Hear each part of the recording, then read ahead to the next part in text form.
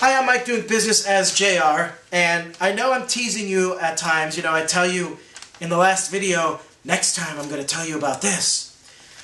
But at this episode, I wanted to tell you about something because I want to kind of clear something up a little bit. You know, I have to deal with some struggles in my life that are just awful, and sometimes it comes from people that I know. You know, people don't understand, and I'm going to do an episode about having a dream, but people don't understand what it's like when someone has a dream that they believe so much in that it is a part of their life. It's who they are, and it's everything it's what I fight for because I believe in it so much. And if there is a person, like people that I personally know, who don't know what that's like because they've never done that, they just don't understand. And I get questioned a lot, you know, why not just abandon your dream? You know, why not, you keep fighting for it, but, you know, why don't you just go get a normal job and then just get married and have kids and, you know, and then you'll be fine. And it's like, I want a wife and I do want kids and, you know, but I don't want to work at some crappy job that I'm going to hate. You know, I'm a creative person. I create. I'm also a leader. I'm not a follower. I don't like working for people. I don't like people telling me what to do and how to do it. I don't know how you are in your jobs, but I always feel inferior when I work for someone. You know, I feel like they own me, and I don't like that. I hate that feeling. And they treat you that way a lot of times. You know, that you're theirs. You know, your ass belongs to them, and I hate that.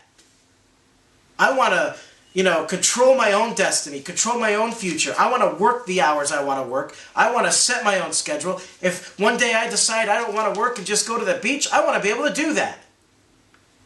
And when people tell me that that's not how life is, I don't buy it, because life is what you make it. And I tell you that as someone who struggles to make it. But life is what you make it. But it's not easy. And it doesn't mean it's always going to work out. But I'm not going to give up. I know what I want to do with my life. I know where I want my life to go. And I believe in it. I have spent my entire life trying to make it happen. I've had so many roadblocks, so many things get in my way. I've been hurt before. And I keep doing it. I keep fighting forward. I keep doing it. And believe me, there are times when I want to give up. There are times when I've had enough. There are times when I'll yell to God and I'll say, stop torturing me. Why can't this happen? Why can't I make this happen? Now, if you've been watching these videos, you know that I have two businesses. I have my business here as JR Burke, which is my marketing system. And if you've checked out my website, you know what that's all about. And, you know, we have openings on our team, and I would love to have you come. I mean, if you're a person who's going through what I'm going through, and then you join my team and become successful, that would be awesome. I would love that. I really would. That would be so cool. You know, to know that there are other people like me who are succeeding doing what I'm doing. That would be great. But my other business is the entertainment business. And you may be asking, okay, we've heard about all your roadblocks and the things that get in your way, but still, why aren't you in Hollywood? Why aren't you there? Why haven't you made it? And I have something that I'm going to share with you that I've just come to terms with over the past few months. And when I did come to this conclusion and come to terms with it, it made sense. I have always struggled in public. In school, I would sit in the back of the classroom. I would never volunteer. You know, I didn't really want to be seen. I never would go to parties. I would do whatever excuse I could come up with. I would not go. Sometimes I would purposely get sick. Like, I would imagine myself being sick, and then I'd get sick just so I wouldn't have to go. Same thing with weddings or any of that. I'd become so nervous and so sick, and then when I was there, I'd be quiet. And it was weird because I used to be a comedian. I was a TV talk show host. I was on stage in front of hundreds of people and was fine with it. It's because that's a performance. And although there's an honesty in my performance, you know, when I'm on stage, you know, I'm me. But yeah, it's because people are there knowing that they're there for me to perform. But when I'm at a party, they're not there for me to perform. They're there to communicate and talk to people and hang out, and I don't know why, you know, I never knew why. I just didn't know why. And it's not that I hate parties, you know. I personally love outdoor parties at night on a summer night. You know, I love that. And yet, I'll do everything not to go. Yet I love it. When it comes to my movie career, it's tough to audition as it is for anybody. It is tough to audition. And yet for me, it's like a battle. And I'd rather just avoid it. And it's the same thing with dating. You know, I hate asking girls out. I hate it. I get so nervous. And I keep telling myself, you know what? I'm good enough. I'm not. You know, why am I nervous? Go ahead. Well, I came to a realization. I have a social anxiety disorder, and there's a relative of mine who has it, much more severe than mine. So I took a test, and it turns out I'm close to severe. I can actually function, unlike this other person I know. This other person, if they don't take medication, they'll lock themselves up in their room. They can't face anything. I can do that. But when I came to that, when I realized that I had this, it made a lot of sense.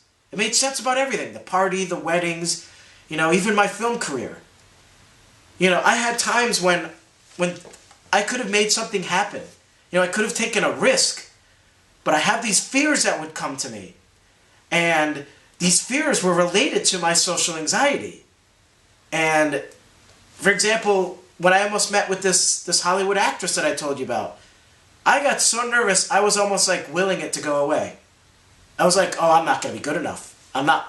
She's going to see me as some kind of amateur who doesn't know what they're doing. This isn't going to work. I'm talking to a major player here. This is not going to work. They're not going to take me seriously.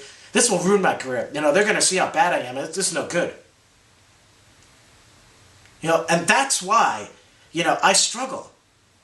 You know, I think that's the reason why I'm not where I should be. If I didn't have this, I bet right after high school I would have figured out how to get to Hollywood. You know, but my anxiety would pull me back all the time. And then when the roadblocks would get in my way, I would focus so much on those roadblocks instead of saying, you know, no, you don't let that roadblock get in your way. Go around it. Instead, I would just focus on that and fix that problem.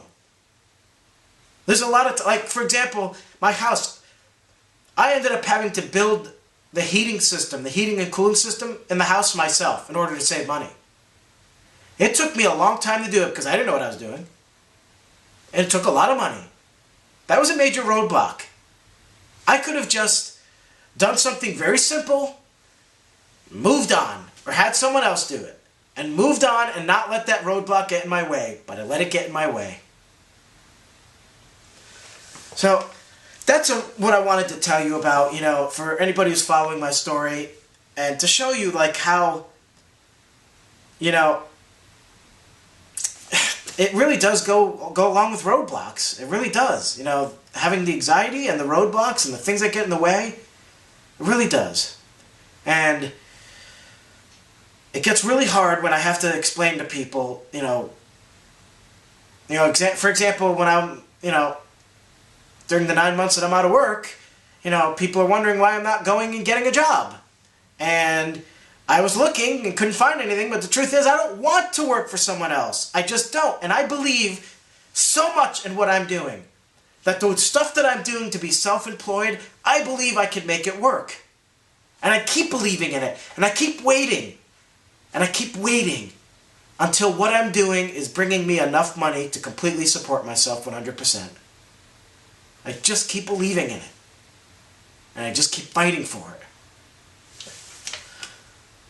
So I just wanted to tell you that, and I'm going to tell you about how things fell apart recently in the next episode. I'll see you then.